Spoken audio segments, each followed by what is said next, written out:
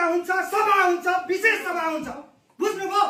ठुलो स्वर लगाउनु भन्ने छ। तपाईँ पनि ठुलो स्वर लगाउनु, सानो स्वरले सम्झाउने कोसिस गरेको, बुझ्नुभयो? किन अनावश्यक अनावश्यक कुरो गर्नुहुन्छ? मेरो अधिकार क्षेत्रभित्र पर्दैन, म कहाँबाट गर्छु?